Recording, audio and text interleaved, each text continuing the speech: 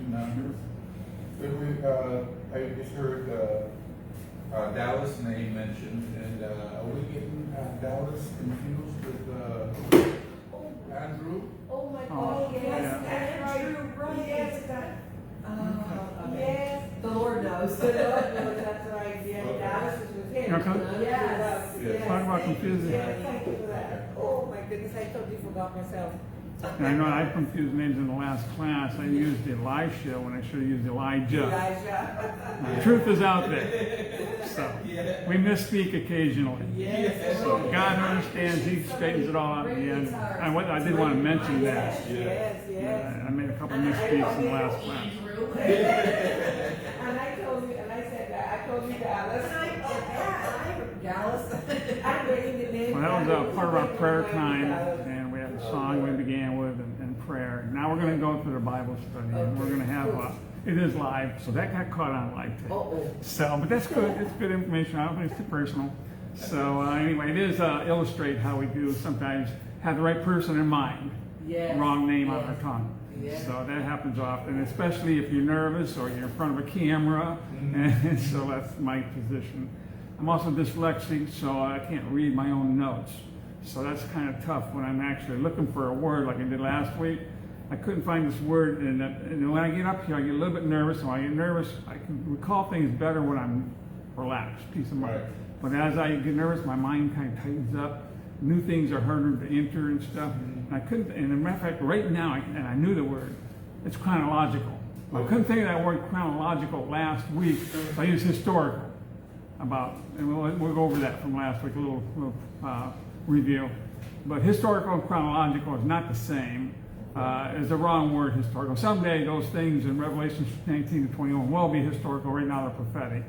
They are chronological, though. We're going to go over that a little bit. Keys to understand Revelation. So a little review, and I'll try to be more accurate myself because that's what the whole book I wrote is about, is being accurate. So if I'm not accurate, then that's confusing. So the book is accurate. It's the way it is in the book. It's chronological. But sometimes my own reading is lacking in thinking and speaking. And that's not uncommon to misspeak. And we got to take that with a grain of salt. We're not perfect. So God knows, and each of us can reinterpret things according to the truth once we know. But understanding the truth and understanding the book of Revelation can be a little challenging sometimes. It takes a little thought, a little meditation, a little study. And these are some keys to help us understand the confusing book of Revelation. Most people have different opinions on it, different ways to read it. And this is a couple things that we can use to keep in mind as we read it. If we read the book of Revelation, there's a lot there. And it's interesting stuff. Some of it nobody really, I think, fully sees and understands because I believe part of it in the middle, some of it is hidden. It's sort of like ambush things for Satan. He doesn't even understand some things, I think. He understands a lot, but he's going to get surprised by a couple things, no doubt, himself even. But anyhow, now that's a little extra for free. But here's some things that are solid, and you can use as keys to understanding the book. And that is chapters 1 through 3. We went in this last class, but we'll go over it again and start this class off. It's 1 through 3 is actually talking about the church age. It's mentioned very often through there. And then John, the writer of the book, God used him as a pen to write down his thoughts through his own visuals and what he was hearing and seeing. And so basically those chapters reflected today. We're in the church age. But then in chapter 4, he gets caught up to heaven, basically. In chapters 4 through 19, I wrote them down so that I highlight my notes. So I see the highlights, but I can't see the finer print, even though it's huge sometimes. And so I can catch things, and I don't like to pause the class too long trying to find something. So bottom line is that chapters 4 through 19 are a lot of symbolism, a lot of symbolic stuff. There are multiple points of view, and I know this stuff pretty well, very well actually. But sometimes I miss a word and I'm speaking. I'll try not to do that in this class. Any further ask thing on that subject. But there are multiple points of view, and it starts with after this I've seen, or after that I saw. So that helps us realize that this is starting another point of view. It may connect to the previous point of view, and it might not. It might be a completely different angle on something, or a completely different subject. So if we keep that in mind through those chapters, they're very symbolic, and the Bible interprets its own symbolism.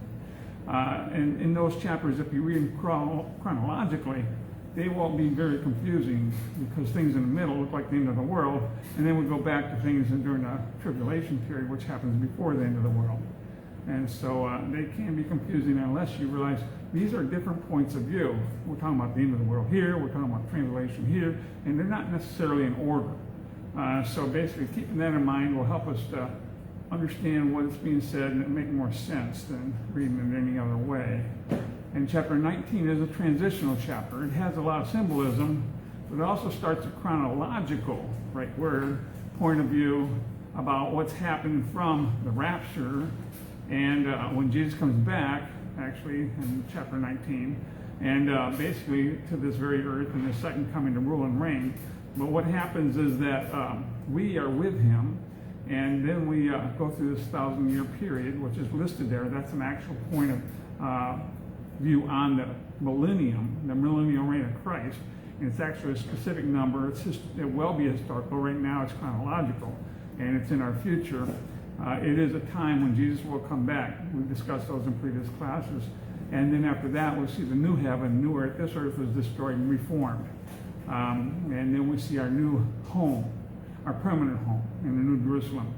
The 1,000-year reign with Christ is not our permanent home, but it is a special time we'll share with Jesus. That's described in the earlier chapters. In the later chapters of 19 through 22 is described from that point on, what heaven's going to be like, and basically describes the capital city of heaven and different things. We'll get into those things in future classes. So, to get right to this lesson now, we're going to look at Revelations chapter 13, 11. Should have told you that earlier, you could all be there by now. But nevertheless, Revelations 13, 11. That's in the part of the chapters that is considered symbolism with multiple points of view. And so basically, we've discussed some of those symbols in the last class. Two particular we was really focused on. One was Satan, dragon, and he's described there very clearly in Revelation.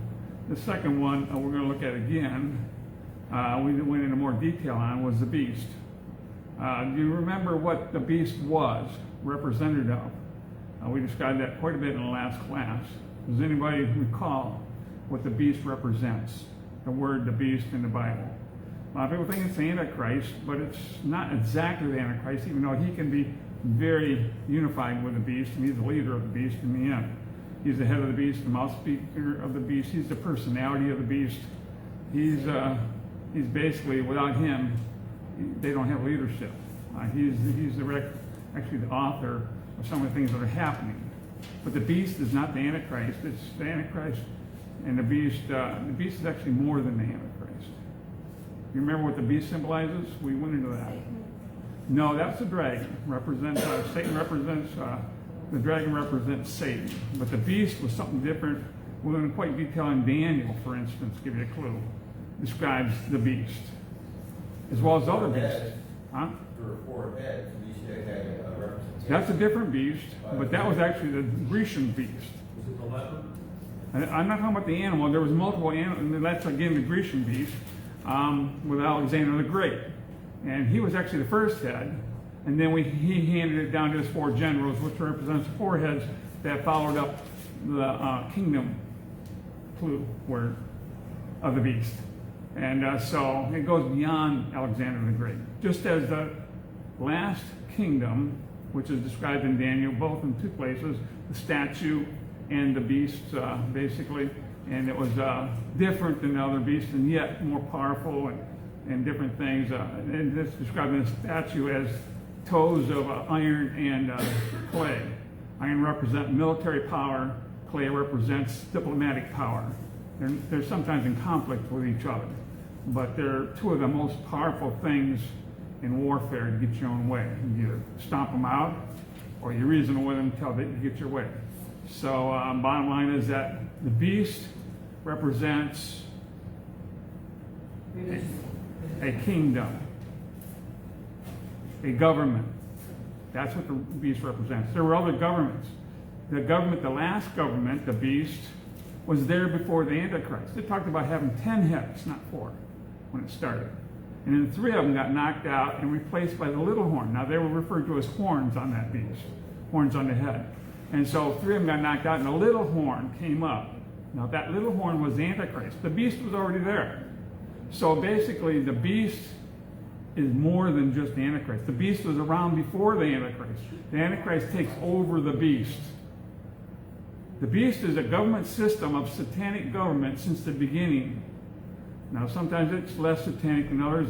For instance, Babylon became a Christian nation. Even Rome became a Christian nation. The seat of today, the Catholic Church of Rome, is seated in Rome still exists. And we're talking about how the legs of iron, they got basically divided, and there's 2 parts of Rome that got so big, and then became, was Antichrist and became Christian. And then the seat of the Catholic Church is in the city of Rome itself now. And it's still is powerful. So basically these things have different points of view, different identities. But the beast is actually a kingdom, a place where that kingdom is. And it represents the theories or thoughts of the leader of the kingdom, the king of the kingdom. So that's the face of the beast, the mouthpiece of the beast. He lays down the rules as a king. He overrules everybody else. As a dictator, very similar, he does the same, and the Antichrist is basically a dictator, and or referred to as a king if you want, the same basic thing. Ruthless. He is more ruthless than anybody before him. But the beast is a kingdom or a government, and he takes over that government. He comes later, the government's already there, and takes over. Just like he doesn't build the temple, he takes over the temple. It's already there. It's been there for a long time. We go into that in other classes. You can read the book and see that. But we've addressed that previously. But nevertheless, actually the church in Jerusalem, the temple in Jerusalem, is the fig tree. So Jesus mentioned that we're to watch for it. It's coming back. That represents the last generation. The fig tree is not the nation of Israel, and in detail about that, prove that in the Bible. So we Revelation 13:11, correct? Yes. Just go ahead and read that. And I beheld another beast. There you go. There's out another of beast. the earth. And he had 2 horns like a lamb, and he spake as a dragon. Okay, now this is focused on, now this is during the same time frame. This is the Great Tribulation. The first beast is there. He's ruled by the Antichrist. So now we got a second beast.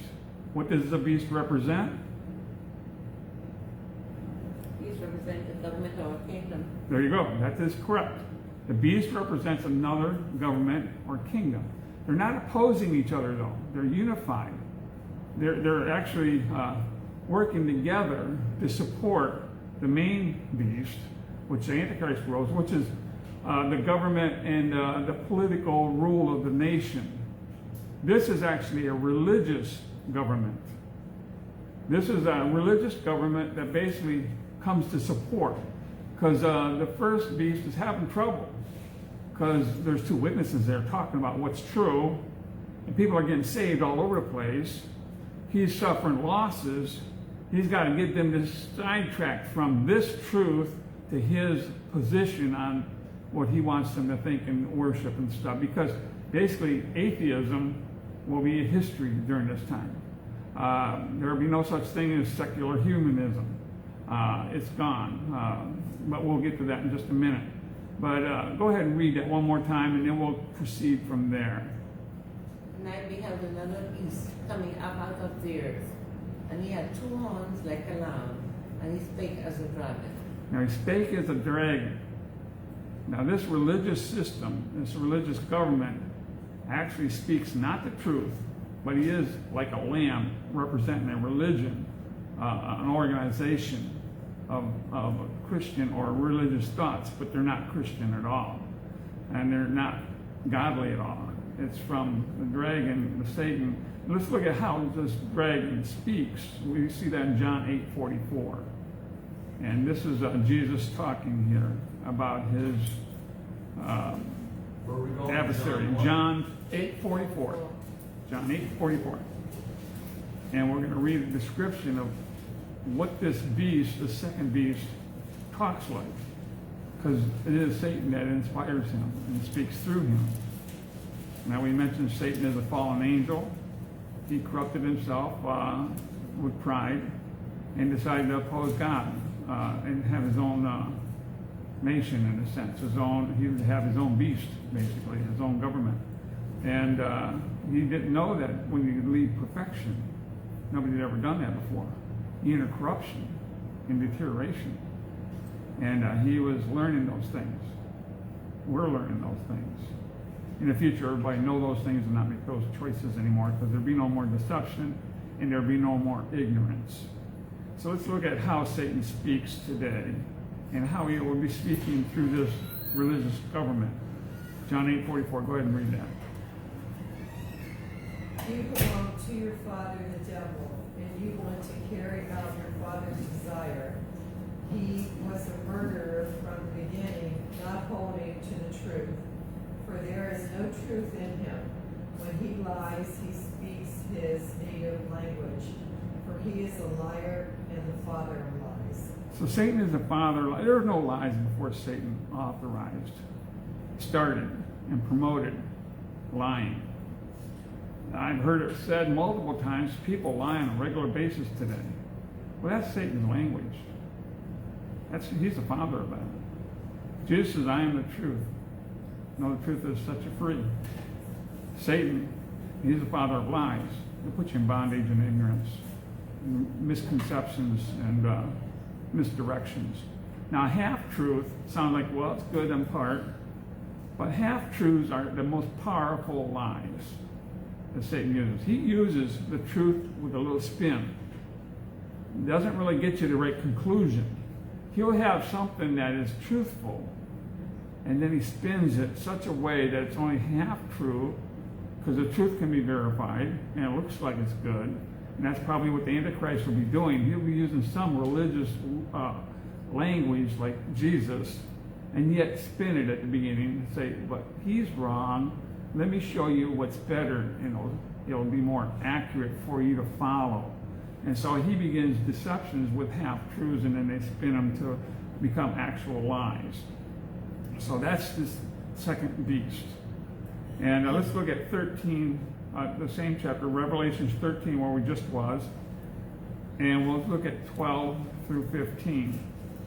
The second beast, second government, has a leader, very notorious leader. He's mentioned here.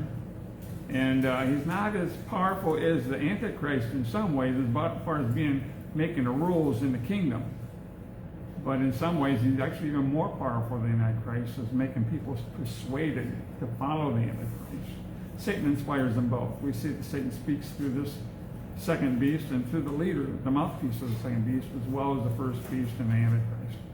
Let's read Revelation 13, verses 12 through 15. Go ahead and read that. He exercised all the authority of the first beast on his behalf, and made the earth and its inhabitants worship the first beast, whose fatal wound had been healed. And he performed great and miraculous signs, even causing fire to come down from heaven to earth, full view of men. 14. Yeah, the 15 even. Oh, up to 15? Yeah.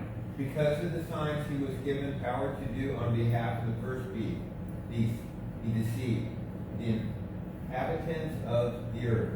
He ordered them to set up an image in honor of the beast who was wounded by the sword and yet lived. He was given power to give breath to the image of the first beast, so that it could speak and cause all who refused to worship the image to be killed. Wow. So that is it. That is a wow. If you're in that vicinity, if you're under his authority, which a great many were, he's expanding his kingdom. He's going to make your life pretty hard if you don't worship the way he wants you to worship. Atheism will be gone. Humanism, which is very popular today, secular humanism, will be no more. In this time frame, which is quite a while from now, as we've spoken in earlier classes, it's a completely different society, and people are quite religious. It's after the rapture. They're all wondering what happened to the rapture. Oh, there's God. Oh, there's the Bible. Well, some of these things are being spoken about. People are being saved. And even there's two prophets in Jerusalem speaking about different things. And some people wonder, what is the sword that wounded the beast? And even the Antichrist. What is this? And there's you can debate that, but I think one thing that hasn't been brought up is the sword that comes out of Jesus' mouth that destroys the Antichrist. The word of God is called the sword. It's truth. And it was hitting that Antichrist's heart. It needed something to oppose it. It was wounding. It was suffering. It was losing, in a sense, possibly. That's just one interpretation of what this wound could have been that he was recovering from, that this basically was also to actually be an antidote for it. So it's just a thought. We don't know, maybe the Antichrist is wounded, as some people think, and made a false resurrection. I've heard that said. I don't know if it's accurate or not. We'll find out sometime in the future. All things will be revealed later on. But I think it's possible. It's the truth. And he needed something to oppose the truth. And here comes a false prophet. He's a religious leader with a whole new system, a beast, that actually replaces what was opposing him. The two prophets died and was raptured in the middle of the Great Tribulation. Things get worse. This is the middle of the tribulation. This is after the 3.5 year point. He's trying to be diplomatic, and he's trying to be authoritative with his armies and stuff and taking over lands. But now he's getting more control, full control. Very much, if you don't follow him, you die. Basically control. And so that's part of the false prophet. He does miracles. I mean, they call fire down from heaven. Prophets and stuff like Elijah did that before, and he may well have said the power to do that during this time. Well, here comes a false prophet doing the same thing, calling fire down from heaven. Just like in Moses' time, some of the religious leaders of Egypt kind of tried to mock the miracles of Moses and created their own snakes or whatever, kind of things to some of the miracles. Turn the blood, water to blood or something. They couldn't do the lice. It became too much for them. But nevertheless, so that's the false prophet. And there is, everybody's in a religious mode, no secular humanism. And the false prophet has some tools at his disposal once he gets his authority and his status with his beast, as he's the mouthpiece. He's recognized. So, and let's read further now in the same chapter 13. And let's read 16 and 17.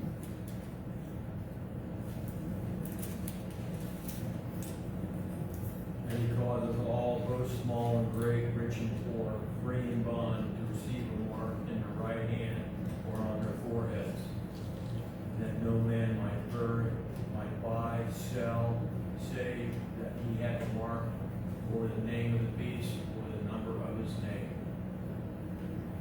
Okay, so here's the mark of the beast mentioned. Everybody's heard of the mark of the beast. Everybody's worried about, do I do this? Will it be the mark of the beast? What will happen? Well, the mark of the beast is referred to here as part of his authority and that he's going to institute. The real mark of the beast isn't for a long time from now. We do things to set up for the mark of the beast. Even now, things are being developed. But basically, it's the mark of his kingdom. And to me, I see it a little bit clearer, I believe, than I used to when I was young, and hearing all these different theories about what the mark is, a tattoo, and then a computer chip for tracking. And they use that now. You can get a computer chip in your dog for tracking and identification purposes. And they talk about replacing, and there's a need sometimes because that's the way this society works is, with all the identity theft and the cards being stolen and everything else, that, well, if you had a chip in your hand, you can actually do that now. You can buy or sell with that chip in your hand. And nobody's going to steal that necessarily out of your hand. Now, I don't know, maybe they could mimic it or something, but nevertheless, there's going to be developments with the chip. And I believe the mark of the beast is a chip, computer chip. It can be placed if you don't have hands in your forehead. So you can buy or sell with a scanner. And everything's going to be credit. No cash exchange. It'll be worthless. It'll be the currency of the Antichrist, and his nation, his beast, will be running on it. You can't buy anything. You can't buy your dinner if you don't have the computer chip in his kingdom at this time. So if he doesn't kill you because they see you not worshiping the beast, you're just going to starve to death or be underground with trying to hide from everything outside, and you won't be able to work, you won't be able to eat. You're going to have to find things, other accesses to be able to do those things. Now, the mark of the beast is very deceptive. I believe that's where it goes another step beyond just buying and selling, which they can do today. It's going to be developed further. They're actually playing with these things. I've heard some time ago, mind control things. People are trying to use that in warfare. It's very difficult. The mind can be it's possible to do things, and they're working on helping the mind to use extremities and different things. And when somebody's crippled and stuff, they're still working on things, and they're using mind control in a very limited fashion right now. It's like just the very start of it. But give them another 100 years, and we know that we have that time and more, according to early classes, according to the Bible, that these things will be developed. I believe the beast will use a chip to control people's minds. That's how he actually recovers from the wound of people believing the truth. Once you receive the chip, you will never believe the truth. Your mind control won't allow you to. Your chip won't allow you to. And without that, you're going to not buy, not sell. You're going to be controlled by what the Antichrist and what the false prophets want you to believe and think. And it will be everything Antichrist, nothing that Jesus will offer will be appealing to you. We see this deception will be widespread, and they will be completely deceived. They will never, ever be able to find the truth once you have the chip. The mind control won't allow that. And we'll see that supported in the Bible. Now, they couldn't tell you all these things in the way I'm telling you because they didn't know about computer chips back in those days. We know about them now, and we're going to know more in the next 100 years than we know now. So, and in 200 years, when it's deployed, roughly, we know that's what the God's calendar reflects, and other things reflect things that are going to happen, like revivals before that happens, and different things. A temple will be built representing the last generation, which begins a 120-year prophetic generation. That'll all happen before this time comes, and then the rapture will happen, and this stuff will start. So this is a long time from now. But let's take a look at what happens during that time. 2 Thessalonians 2. Let's look at 2 Thessalonians 2, 11 and 12. And we'll see that basically this computer chip is a deceptive chip. Not just buying and selling. That's just an incentive. They're not going to tell you this is going to control your mind. But they're already going to have you anyway, because you're basically accepting their government, you're worshiping their leadership and their way of religion, and you're saying, well, it's just like taking communion in a sense. Okay, I'll do that, not realizing that locks you in. You can never leave. And it's deceptive. 2 Thessalonians 2, 11 through 12. Let's go ahead and read that. And this is referring to the mark of the beast. How deceptive it is. People don't realize it, won't realize it, but it is the case. And we'll see that through several Bible verses here in a few minutes. Starting at 2 Thessalonians 2, verses 11 and 12. And for this cause, God should send them strong delusions, that they should believe a lie, that they all might be damned, who believed not the truth, but had pleasure in unrighteousness. So God's going to allow this because he's allowing technology to increase. But really, he's allowing tools. How you use those tools are up to you. Now, these are people that they've already rejected the truth. So they're going to receive a stronger delusion because of their decision to reject the truth. Obviously, when you reject the truth, you believe a lie, or you're in ignorance. You just don't believe anything. But they're going to have this strong deception, which is the mark of the beast, where they are locked into that deception. Let's take a look at Revelation chapter 20, 19. Chapter 20, verse 19. All right, I got it backwards. Dyslexia. Chapter 19, verse 20. I have it highlighted in big letters. That's what I see. So, Revelation chapter 19, and in verse 20. Verse what? 20. And the beast was taken, and with him the false prophet, that wrought miracles before him, with which he deceived them that had received the mark of the beast, and them that worshipped his image, These both were cast alive into a lake of fire, burning with brimstone. Okay, so he deceived them who had the mark of the beast. So it is a deceptive mark. It stayed right there. Those are the ones he's deceiving because of the brainwashing mark. They are under his control, under his deception. They are brainwashed for the negative. They have that deceptive mark. And we notice that they're going in the lake of fire early when the time comes. They're still there 1,000 years later. Nobody gets out of the lake of fire once you're there. You get out of hell for judgment. If you ever go to the lake of fire, that's it. That's heaven's graveyard. Nobody ever gets out of the lake of fire, ever. And so that's where they're headed. That's where they'll go. And that's Revelation chapter 19, verse 20. That's in their future for the Antichrist and the false prophet, as well as all those that follow him later on, and different things. But let's take a look at Revelation chapter 14, verse 9, starting in verse 9 through 11.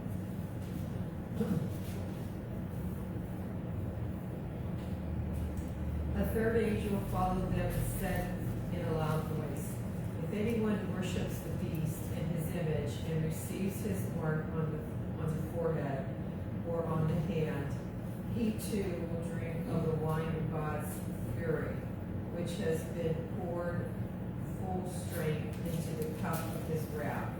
He will be tormented with burning sulfur in the presence of the holy angels and of the Lamb. And the smoke of their torment rises forever and ever. There is no rest day or night for those who worship the beast in his image, or for anyone who receives the mark of his name. This calls for... That's it. Sorry. That's all right. Now you notice that last phrase. Read that last phrase of the verse 11 there. Just the last part. Talking about the mark. There is no rest day or night for those who worship the beast in his image, or for anyone who receives the mark of his name. The mark of his name. That's the mark of the beast. There is no hope. Once you receive that, you are doomed because you are deceived. You will never receive the truth. They are doomed. That includes every single person that receives the mark. It's a deceptive mark. It's something that is basically seals their destiny. It does brainwash them for the Antichrist. They'll follow the Antichrist right to his ending, basically, the lake of fire. This may be extreme. It says that fire is seen. It's not hidden. It's actually educational.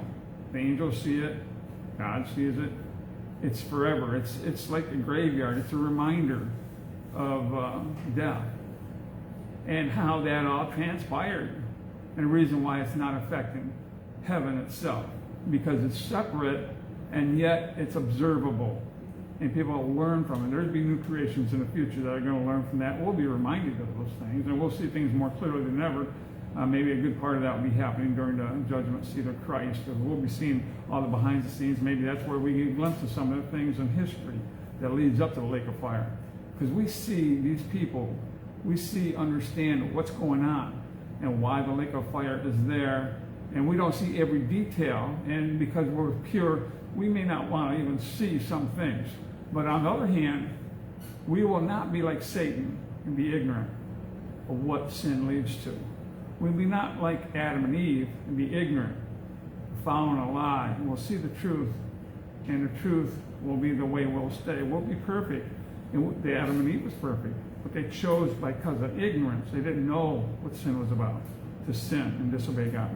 We will see in the future that God has remedied all those things, and that's why there will never, ever be another great tribulation. This is the worst it'll ever get, because there will never be another rebellion. Satan, that whole idea will be history, and it'll be recorded, and there'll be a monument to that history. This is what it all leads to. One sin in earth led to all of this suffering. I mean, there's people that we don't even realize today that are suffering under the hands of some people so badly that it makes you cry. And there's violence in the world, and suffering and torment and torture, and it goes on today.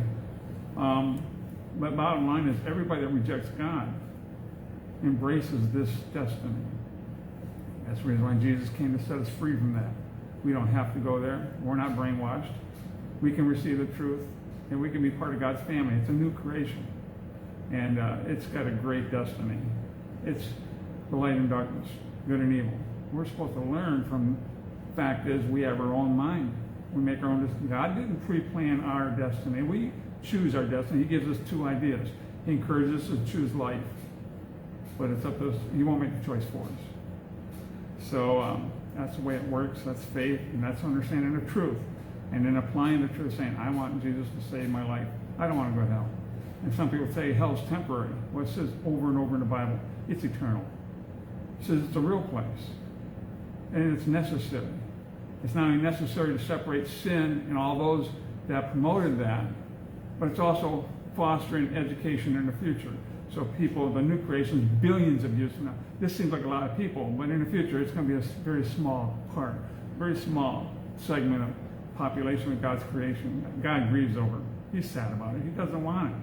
Never did want it, but he knew it was destiny if you're going to have free will. You got to have a choice. And people have a more educated choice in the future. And if they choose to be like Satan and rebel against perfection, they can go to the lake of fire right away. Nobody's going to make that choice. They're going to see it. They're going to understand it. They won't be ignorant. They'll choose to stay and realize that God knows what's best.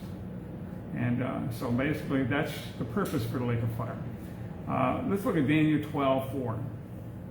We still got quite a few minutes to be able to cover some more stuff that I wanted to cover. So Daniel 12:4. And we're going to look at this verse, and it mentions a couple things. But there's a purpose in all these things. And we're actually writing the script of our own life. It's going to be seen in public. The Bible refers to that. And so nothing's going to be hidden. But more than what we do, we're going to see what motivated what we did. Sometimes the angels, the demonic forces, things that inspired us. All that's going to be revealed. Nothing's going to be hidden in the future. Daniel 12:4. But knowledge is also being revealed on a more compounding rate at this point. It's increasing. That's Daniel 12:4 towards the end is mentioning. We're going to look at that a little bit. It's a prophetic chapter. Daniel 12, verse 4. We're talking about traveling, how it's going to increase in the last days. Knowledge, how it's going to increase in the last days. And we'll read that, and we'll use a couple of examples that I thought was interesting about the Oregon Trail, for instance. Has anybody got that right now? Yeah, but thou, Daniel, shut up the words and seal the book, even to the time of the end. Many shall run to and fro, and knowledge shall be increased. Okay, many will run to and fro, knowledge being increased. He's talking about the last days. And it's interesting that 2.5 years ago, I'm trying to read through this because it's kind of interesting. I know what it says, but I want to keep it in order. But basically, 100 years ago, 2% basically, if you told them what a microwave, that's like 2% of the time since the beginning is 100 years. Because we're talking about thousands of years of time in history. So if we just go back 100 years, small fraction of everything that's in history, and you tell someone about a microwave, you think they're going to understand what you're saying? You pop your food in this little box and you come out 30 seconds to 2 minutes later, you got hot food. They're going to understand. That's a science fiction for sure. But the reality, traveling to the moon, walking on the moon, is that a reality? 100 years ago? Oh, yeah, it's a dream. I dream of going there someday, but not likely. It would be things that would be hard for them to conceive. That's just taken for granted today. It has happened. It happens every day with a microwave. And travel is different now. See, the Oregon Trail is 2,170 miles long, basically. It starts in Independence, Missouri. We've actually seen part of the Oregon Trail on some of our travels out west. And the time it took in the 1840s, when it basically began, was 5.5 months to travel that distance, to go from one end of the Oregon Trail to the other, which basically is from Missouri to California. And 5.5 months on a wagon train. And they made some improvements finally, and I mean, you have to cross some territory and mountainous areas and stuff, and by 1860, which is basically 20 years later, they cut that time way down to 4.5 months it would take you to travel the Oregon Trail, from 5.5 months to 4.5 months, and it took them 20 years to do so. And so basically the best that they did on the Oregon Trail was about 4.5 months of travel time. So, and it was quite a commitment. People died along the way. It was treacherous. People had to confront things. It got to be quite a trail. A lot of people took it, but basically it was a challenge. You had to really be committed to do so. And they used this way of travel that was common for about 5,500 years. You either traveled on horses, wagons, canoes and boats, if you had a river, sailing ships, if you had a lake or ocean or something to cross.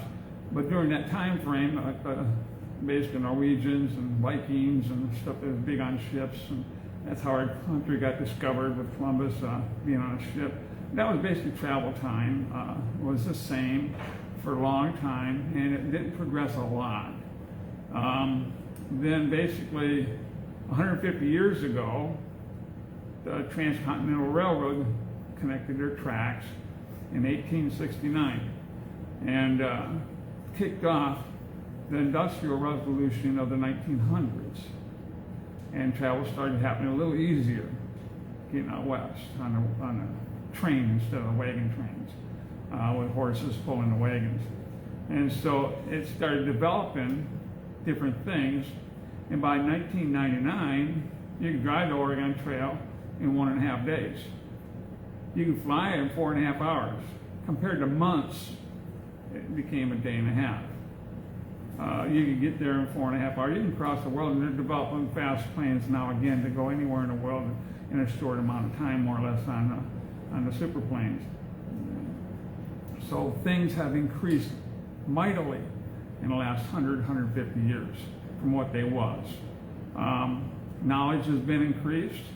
Travel has been reduced. People have been to the moon and back. That's not a big deal. They're actually setting it up where they're going to make that a tourist destination at some point. And they're actually doing that now. Someday it will be, and someday it'll be affordable for general people. And like a lot of things get more common, get well developed and more used, and therefore cheaper. So now in 2022, we're in the middle of that information growth span. Things are going to continue to expand. Computer chips are going to be driving a lot of stuff. I mean, they're going to be driving your car. Right now, they're helping you drive the car, but actually Musk is working on, the computer chips are going to do everything in his cars. You don't even have to have a driver, and that's actually, they're still working on it. They're doing it, and they have it, but it hasn't really been fully accepted and completely in place quite yet. But they're going through all kinds of things with using computer chips, and eventually they're going to continue to develop. This is knowledge will be increased until these computer chips could actually run your body and your mind during the Antichrist time. And if you get one, then actually you're his robot, you might say. He will control your mind. You'll be under deception. Knowledge will increase, but that doesn't mean wisdom will be increased. We have more knowledge now than we've had 100 years ago, and it continues to increase. But that doesn't mean that we're wiser than we was 100 years ago. In some ways, we're even more foolish with all the secular humanism. People say there is no God. 100 years ago, they didn't say that so much. So technology is being increased. Mind control will be increased during the Antichrist time. So we know Jesus says in John 8:32. Let's go ahead and read that real quick. John 8:32. Something to keep in mind. This is a key passage. This is actually the passage I ended the book with. To me, this is the whole key.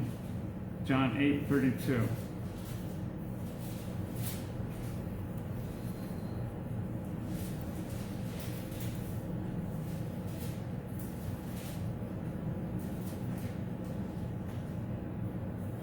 Then you will know the truth, and the truth will set you free. And Jesus says he's the way, the truth, and the light. So know Jesus, know the truth, know the Word of God. Jesus is referred to the Word as well. made flesh. Know the truth. The Bible contains the truth.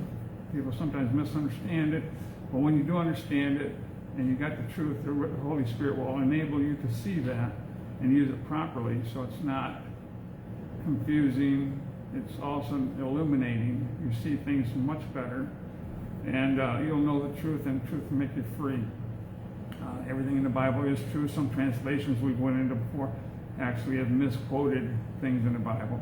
So sometimes it's not always that easy, but God will direct us one step at a time. If we realize what He said is accurate and true and trust that, then He'll continue to illuminate us, and it'll make us free of deception. And it's true everything He said. We'll close with this. Next week we're going to get into the fact is that the Antichrist doesn't actually rule. He dominates the whole world. But there are places in the world where the chip is not being instituted. The chip is only instituted where he is actually king and government dictator of, where the Antichrist actually influences. So the whole world isn't mandatory to get the chip to buy and sell. There are countries, and it's mentioned in the Bible, we're going to get into that next week, that are outside of his kingdom, that don't have the chip, don't want the chip, and have no authority. It'd be like somebody coming here and saying, well, you know what, I want you to join the Russian army. Matter of fact, this whole room, I want you to, and say I'm from Russia. You guys are all drafted. We need more people in our Russian army. Do I have any authority? Can I do that? No. Why can't I do that? Because we're not in Russia. Now, if we was in Russia, you could come to this room, and I would have authority and say, you're all going to the army. Come on, today you're drafted. Because you're in Russia. You're under his authority. You're in his country. But if you're not in his country, you're not under his authority. And he can say what he wants. Just like a guy could say, well, I want you to join, I don't want you to join, you are drafted to go to the Russian army. Yeah, get out of here, you know, ain't gonna happen. I'm not gonna go to Russia and join your army.